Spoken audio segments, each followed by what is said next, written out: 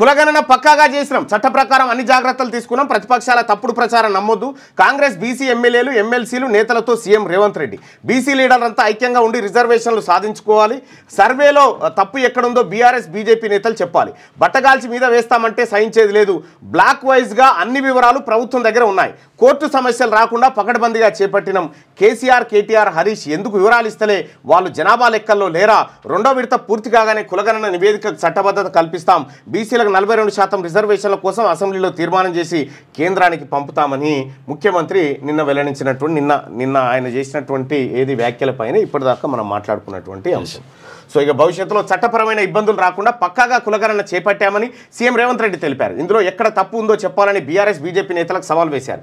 ఎక్కడ తప్పు ఉందో చూపెట్టాలని కేసీఆర్ కేటీఆర్ హరీష్ రావు బండి సంజయ్ కిషన్ రెడ్డికి సూటిగా సవాల్ విసురుతున్నారు. ఉత్తగానే తప్పు అని చెప్తే కుదరదు అని అన్నారు. బీసీలకు ఫలాలు దక్కొద్దనే బీఆర్ఎస్ బీజేపీ నేతలు కులగణనపై కుట్ర పంతున్నాయని, ఇందులో భాగంగానే సర్వేను బుట్ట దాఖలు చేసేందుకు ప్రయత్నిస్తున్నారని ఆయన మండిపడ్డారు. ఎవరు అడ్డం పడినా బీసీల రిజర్వేషన్లు 42% పెంచేందుకు అసెంబ్లీలో తీర్మానం చేసి కేంద్రానికి పంపిస్తామని తేల్చి చెప్పారు. కులగణనపై ప్రతిపక్షాలు తప్పుడు ప్రచారాన్ని గట్టిగా తిప్పికొట్టాలని బీసీ నేతలకు ఆయన సూచించారు. కాంగ్రెస్ బీసీ ఎమ్మెల్యేలు ఎంపీలు కార్పొరేషన్ చైర్పర్సన్లు అలాగే నేతలతో శనివారం ప్రజాభవన్లో డిప్యూటీ సీఎం బట్టి విక్రమార్క మంత్రి పొన్నం ప్రభాకర్తో కలిసి సీఎం రేవంత్ రెడ్డి సమావేశమయ్యారు. ఈ సందర్భంగా ఆయన చేసినటువంటి వ్యాఖ్యలు, దానికి సంబంధించినటువంటి లెక్కలన్నీ ఇప్పటిదాకా మనం చూసుకున్నాం.